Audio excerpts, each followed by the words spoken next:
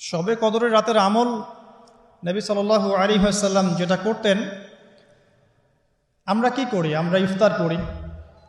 আমরা যদি এখনকার সময়কে সাজাই, আমরা ইফতার করব। নবী সাল্লাল্লাহু আলাইহি ওয়াসাল্লাম সারা রাত জাগতেন, নিজে জাগতেন, তার পরিবারবর্গকেও জাগাতেন।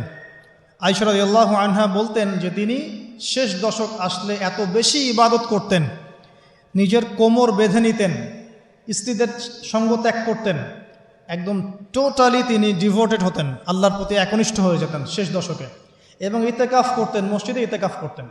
যদি আমাদের পক্ষে পসিবল হয় আমরা শেষ দশকে ইতেকাফ করবো ইনশাআল্লাহ। যদি পসিবল নাও হয় আমরা শেষের 10টা রাত বাসায় জাগার চেষ্টা করবো ইনশাআল্লাহ। আর যদি 10 রাতও জাগতে না পারি, শেষ দশকের বিজয়ের রাতগুলো অবশ্যই জাগবো ইনশাআল্লাহ।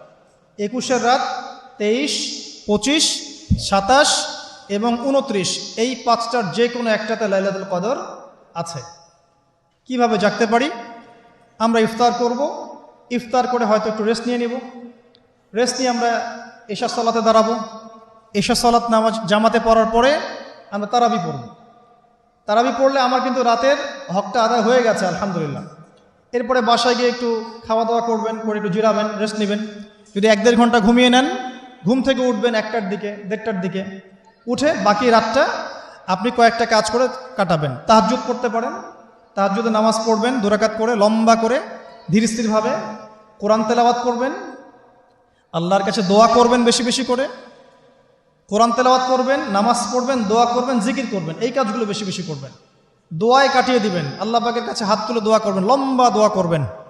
তাহাজ্জুদে দাঁড়াবেন, 2 রাকাত নামাজ পড়তে যেন মিনিমাম 15 মিনিট লাগে, লম্বা করে নামাজ পড়বেন, সেজদায় বেশি বেশি দোয়া করবেন। এই রাতে কি নাজিল হয়েছে?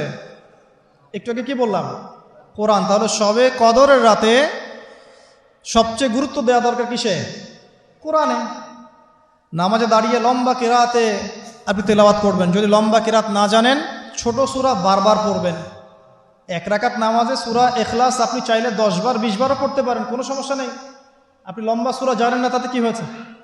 যারা লম্বা জানেন লম্বা পড়বেন, সেজদাকে লম্বা করবেন, রুকুকে লম্বা করবেন, এইভাবে শেষ রাতে নামাজ পড়বেন। আর যদি মনে হয় আপনার কাছে যে আজকের রাত লাইলাতুল কদর, যারা মুমিন তারা বুঝতে পারবে, যারা মুমিন তারা বুঝতে পারবে, এই রাতে ইবাদত করতে তৃপ্তি পাবেন, প্রশান্তি পাবেন।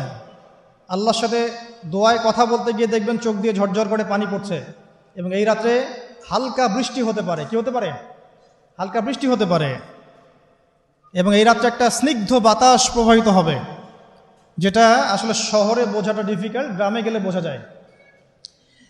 যদি মনে হয় যে এটা লাইলাতুল কদর, তাহলে একটা দোয়া করবেন, আল্লাহুম্মা ইন্নাকা আফুন তুহিব্বুল আফওয়া ফাআফু আননি। এই দোয়াটা বেশি বেশি করতে থাকবেন। এভাবেই লাইলাতুল কদর কাটাবেন ইনশাআল্লাহ।